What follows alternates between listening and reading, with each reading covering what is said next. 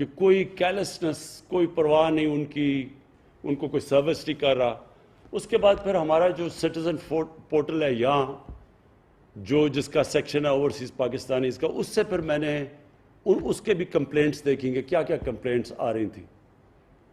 تو وہ سارا میچ کر رہا ہے کہ جس طرح کی انفارچونیٹلی ہمارے اوورسیز پاکستانیز کو ہماری ایمبیسیز ڈیل کرتی ہیں، اور جس طرح کا رسپانس ہماری ایمبیسیز دیتی ہیں ان لوگوں کو، وہ میں نے یہ اپنے سٹیزن پورٹل سے پورے پوائنٹس نکالے ہوئے میں آپ کے سامنے رکھ رہا ہوں. اور اس کے بعد میں نے آپ کو یہ بتانا ہے کہ ہم نے اب کرنا کیا ہے. بیکاز میں آپ کو بتا دوں، اس طرح ہم نہیں چل سکتے.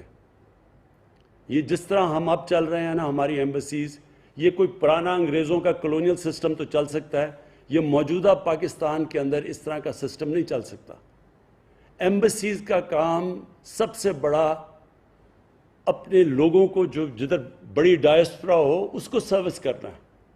اور اس کے بعد جو کام ہے کہ ایک ملک جو اس وقت بڑے برے فائنینشیل حالات میں ہیں، ان کی پوری کوشش ہونی چاہیے کہ ہمارے ملک میں کیا کام کر رہے ہیں وہ انویسٹمنٹ لانے کے لیے، فورن انویسٹمنٹ کے لیے کتنا وہ ایکٹیو ہے. کیونکہ وہ پرانے دن چلے گئے جب ہمارے وہاں انگلینڈ کے اندر جو ایمبیسڈر ہوتا تھا وہ انگریزوں سے مل کے بڑا خوش ہو جاتا تھا. کوئی وہ نہ لوگوں کو سروس کرتا تھا، نہ کبھی اس کو فکر تھی کہ اس ملک کو انویسٹمنٹ کی ضرورت ہے. اور میں یہ کہوں گا کہ ہندوستان کے اندر جو ان کی ایمبیسیز ہیں وہ بہت زیادہ پرو ایکٹیو ہیں ہندوستان کے اندر انویسٹمنٹ لانے کے لیے as opposed to Pakistani embassies. اچھا جی، اب میں ذرا آپ کے سامنے چیزیں رکھنے لگا ہوں. 17 سروسز ہیں جو کہ پرووائڈ کی جاتی ہیں کاؤنسلر سروسز ایمبیسیز کے اندر. ایجوکیشنل ڈاکیومنٹس کے لیے لوگ جاتے ہیں، اٹیسٹیشن آف نکاح نامہ، marriage registration, divorce certificates, unmarried certificate, death certificate, birth certificate, police character certificate, medical documents, driving licence attestation, bank papers, commercial and business documents, experience certificate, power of attorney from abroad, power of attorney documents from abroad, affidavits, اور پھر miscellaneous documents. اب ان کے اوپر میں ذرا صرف ایک just they رہا ہوں کہ ہمارے سٹیزن پورٹل کے اوپر کیا فیڈ بیک آیا. unnecessary delays and complications in availing routine services. یہ میں آپ کو جسٹ بتا رہا ہوں. Non adherence to time commitments, time دیتے ہیں اس کے بعد ان کو وہاں ہوتا کوئی نہیں ہے. یہ کئی دفعہ غریب لوگ ہوتے ہیں بڑی دور سے پیسے ایک ایک روپیہ بچا رہے ہوتے ہیں اپنا بیچارہ پاکستان بھیجنے کے لیے، وہ دور سے وہاں پہنچتے ہیں اور وہاں پتہ چلتا ہے کہ جو ٹائم دیا گیا اس کے ادھر کوئی ہے نہیں ایمبیسی میں. پھر بڑا انڈیفرنٹ ایٹیٹیوڈ آف سٹاف، اور یہ اسپیشلی 2 ایمبیسیز میں، U A E and Saudi Arabia. Bear in mind کہ پاکستان کی جو ریمیٹنس سب سے زیادہ ان دو ملکوں سے آتی ہیں، اور ادھر ہی سب سے زیادہ انڈیفرنٹ ایٹیٹیوڈ ہے. اب اگر انڈیفرنٹ ایٹیٹیوڈ ہے، میرا پوائنٹ یہ آئی گیس کیونکہ بہت زیادہ وہاں ہمارا ورکرز ہیں تو وہ اس کی وجہ سے پریشر پڑتا ہوگا، آئی گیس یہ پڑتا ہوگا. لیکن اگر آپ کو اور ایکسٹرا ہیلپ کی ضرورت ہے تو آپ ہمیں یہاں بتائیں.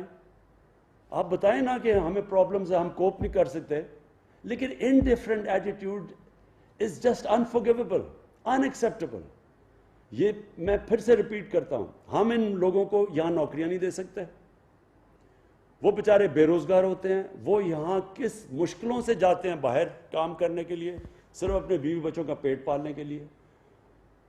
12 گھنٹے یہ لوگ کام کرتے ہیں، کئی دفعہ 8 9 لوگ ایک کمرے کے اندر سوتے ہیں. اور اس کے بعد جو وہ ایک جگہ ان کو مدد کرنی چاہیے جس ملک نے، وہاں ان کے یہ ساری لسٹ آئی ہوئی ہے کس طرح ان کو میرے پاس ایک اسپیسیفک چیزیں بھی ہیں جس کے اندر میں آپ کو بتاؤں گا کس طرح ایمبیسیز نے ان کو رسپانس دیا. پھر top level supervision is either missing or taken for granted in case of public grievances. So that means کہ ایمبیسڈر کا جو اوور آل آن لیڈرشپ دینی ہوتی ہے، اصل میں تو اوپر سے کلچر فلو کرتا ہے. وہ کہتا ہے اٹس مسنگ. وہ نظر ہی نہیں آتا کہ, اور یہ بائی دا وے اسپیسیفکلی سعودی عربیہ میں بار بار نظر آیا کہ نہ کوئی ایمبیسڈر کو کوئی پرواہ تھی. بائی دا وے اس کے اوپر ہائی لیول انکوائری انشاءاللہ اگلے ہفتے رزلٹ آ جائے گا آپ کے سامنے, وہ بھی فائنڈنگز آئیں گی ساری. Complaints resolution approach of the embassies is mostly fire fighting and lacks a passion to solve these issues.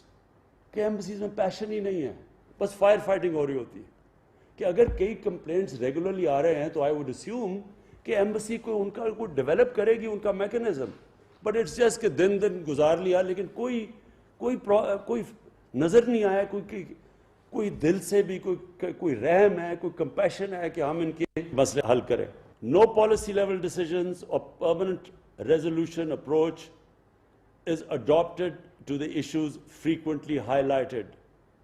No formal communication channels are kept at hand to keep the Pakistani diaspora updated about embassy's working hours, about its codal formalities involved in services, with fee structure, etc., etc.